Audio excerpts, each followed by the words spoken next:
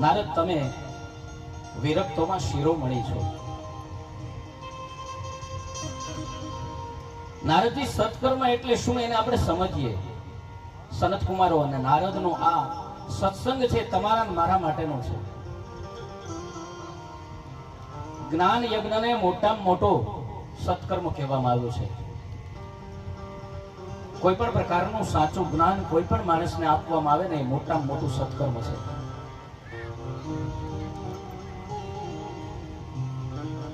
જ્ઞાન યજ્ઞ જેવો બીજો કોઈ યજ્ઞ નથી. શ્રીમદ ભાગવત જ્ઞાન યજ્ઞથી જ્ઞાન, વૈરાગ્ય અને ભક્તિ એ તરણી રસપુષ્ટ થશે.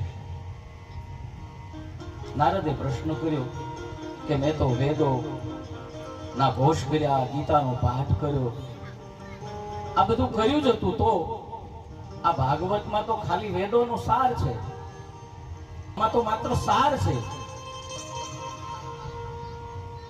તેનાથી કેમ જાગૃત થશે? ત્યારે સનત કુમાર સમજાવે છે કે જેમ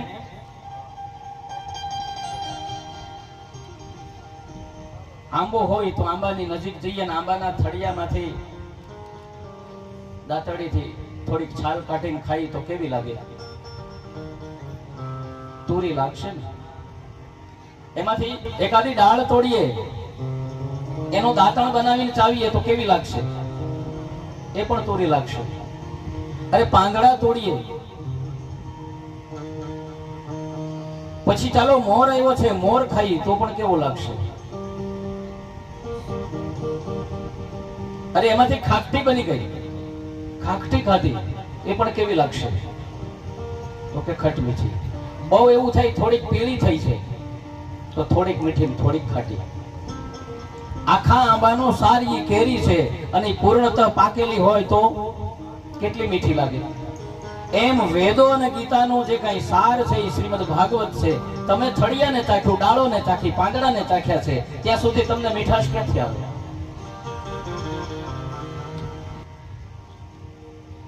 શ્રીમદ ભાગવત એ તમામ શાસ્ત્રો, વેદ, પુરાણનો સાર છે. એટલે નારદજી સનત કુમારોની વાતથી રાજી થયા અને બોલ્યા કે એક અનુનય કરું. હા બાપજી, તો પછી તમો જ કથા સંભળાવો ને હું શ્રોતા બનું. આજે નારદ શ્રોતા બન્યા છે. આપણે કહીએ નારદ ક્યાંય રોકાય નહીં, આજે નારદ રોકાણા છે. સનત કુમારે કહ્યું કે બહુ સારું, અમે આમે સત્સંગ માટે નીકળ્યા હતા કે જો કોઈ કથા સંભળાવે તો કથા બેસીને સાંભળશું, જેને કોઈ સાંભળવા માંગે તો એને કથા સંભળાવીશું. જે કથા જીવી હોય ને એને કથામાં રસ હોય, નહીં કે ભૂલો કાઢવાના. ઘણા મોટી ઉંમરના હોય, બહુ બધી કથાઓ સાંભળી હોય, એટલે પછી બેઠા બેઠા કથાઓમાં ભૂલો કાઢતા હોય. પણ આ કથા 7 દિવસમાં પૂરી કરવાની હોય તો કોઈ વક્તા છે, કોઈ પ્રસંગને વધારે લેતા હોય, કોઈ પ્રસંગને ટૂંકો લેતા હોય, કોઈ વસ્તુ છોડી દેતા હોય. કારણ કે 3 કલાક સવારે અને 3 કલાક બપોર પછી એમ કથા પૂરી ન થાય. પણ જે ઘરે બેઠા વાંચી ગયા હોય આખું ભાગવત ને, તો એ ભૂલો કાઢતા હોય કે મહારાજે આ ન લીધું, મહારાજે આ ન કર્યું. તો અત્યારે થાળીમાં જેટલું આવ્યું છે એનાથી પેટ ભરને ભાઈ. શા માટે તું નથી બન્યું એની ચિંતા કરે છે? કથા જીવી હોય ને કથામાં રસ હોય, નહીં કે ભૂલો કાઢવાનો. આ ભગવાનની ચર્ચા વગરનો જે દિવસ જાય છે ને એને વંધ્ય દિવસ કહેવાય છે, એને વાંધ્યો દિવસ કહેવામાં આવે છે. આખા દિવસમાં તમે ગમે ત્યાં બેઠા હોય, એક વખત કોઈ પણ ભગવાનની ચર્ચા કરો, તમારો દિવસ સુધરી જશે. તમે જે જાણો છો એ બીજાને આપો અને બીજા જે જાણે છે એની પાસેથી તમે લો. કોઈ 2 જણા ભેગા થયા અને બેયની પાસે 1-1 રૂપિયો છે. પેલા કીધું હું તને 1 રૂપિયો આપું, તો પેલા 1 રૂપિયો આપ્યો એટલે પેલાની પાસે 2 થયા. પણ આની પાસે તો 1 પણ રૂપિયો ન વધ્યો ને. એટલે આપલે કરવી હોય તો તમારા વિચારોની આપલે કરો. તમારી પાસે જે જ્ઞાન છે એની આપલે કરો. એક વિચાર મારી પાસે છે, સામેવાળા પાસે એક વિચાર છે, હું એક વિચાર એને આપું, એક વિચાર એ મને આપે, બેયની પાસે 2 થઈ જશે.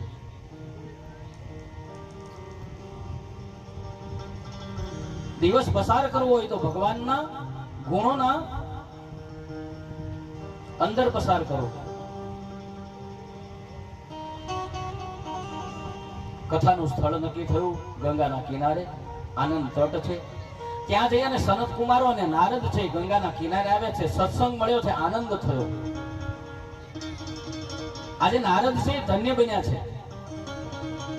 જન્મ જન્માંતરના ભાગ્યનો જ્યારે ઉદય થાય ત્યારે સત્સંગ મળે છે. કોઈ સાચો સંત છે ને ત્યારે મળે, કે જન્મ જન્માંતરના આપણા ભાગ્ય છે એ ખીલે ત્યારે આપણે ત્યાં સાચો કોઈ સંત આપણને મળે. અને એવો સૂર્ય ઉગે એટલે મોહરૂપી અંધકારનો નાશ થાય અને સેજે મુક્તિ મળી જાય. પણ એના માટે સત્સંગ કરવો પડે. હે મનડાના મેલ મટી જાય સાચા સત્સંગમાં. મનડાના મેલ મટી જાય સાચા સત્સંગની. દ્વેષ અને દ્વેષ ઘટી જાય સાચા સત્સંગમાં. સાચા સત્સંગની. સંયમ સદાચાર સત્સંગના દ્વાર દે. સંયમ સદાચાર સત્સંગના દ્વાર દે.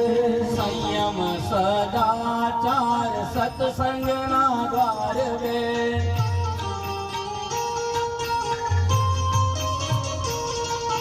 બેસનાર સંત બની જાય સાચા સત્સંગમાં. સંત બની જાય સાચા સત્સંગમાં.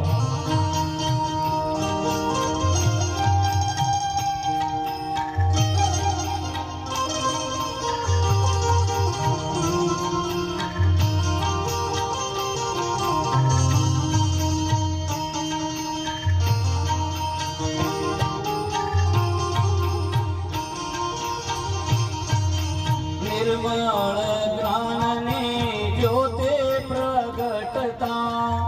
નિર્મળ જ્ઞાનની જ્યોતિ પ્રગટતા. નિર્મળ જ્ઞાનની જ્યોતે પ્રગટતા. નિર્મળ જ્ઞાનની જ્યોતિ પ્રગટતા. સાચ અને જૂઠ પર ખાય સાચા સત્સંગમાં. સાચા સત્સંગમાં.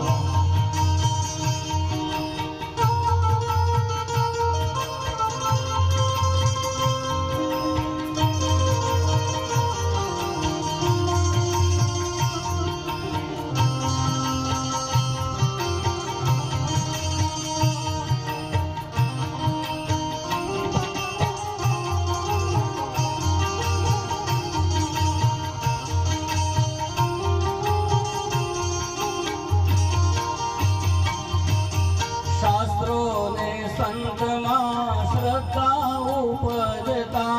શાસ્ત્રોને સંતમાં શ્રદ્ધા ઉપજતા. શાસ્ત્રોને સંતમાં શ્રદ્ધા ઉપજતા.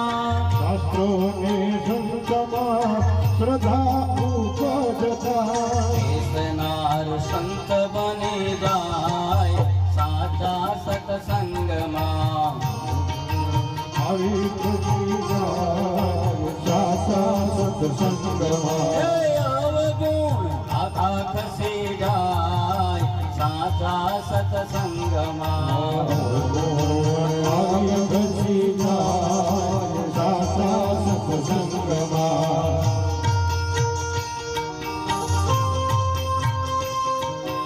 મારા માતા પિતાને કથા જોતા રહેજો. વિડીયો કોલ કરીને મારા બા બાપુજીને કથા બતાવો.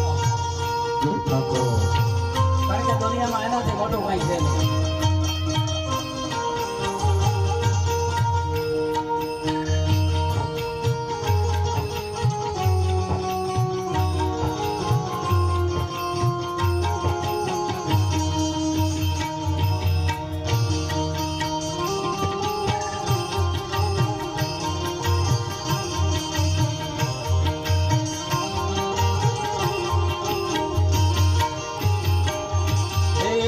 ભગવદ કૃપાથી સદગુરુ જો સાંપડે ભગવદ કૃપાથી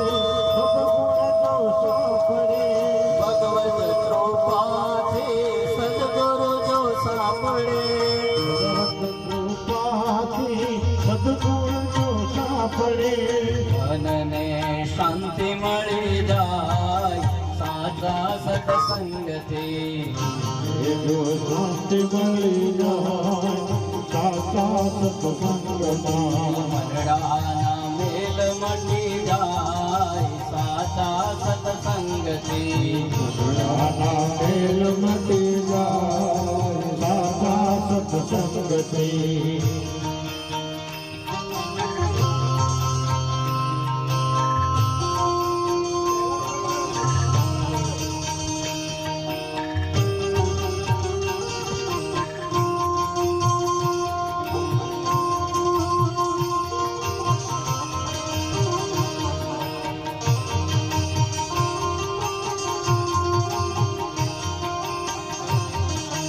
કૃષ્ણ કૃપાળુ મળે ગુરુની કૃપાથી કૃપાળુ મળે ગુરુની કૃપાથી કૃષ્ણ કૃપાળુ મળે ગુરુની કૃપાથી કૃષ્ણ કૃપાળુ મળે ગુરુની કૃપાથી જીવન ધન્ય બની જાય સાચા સત્સંગથી ધન્ય બની જાય સાચા સત્સંગથી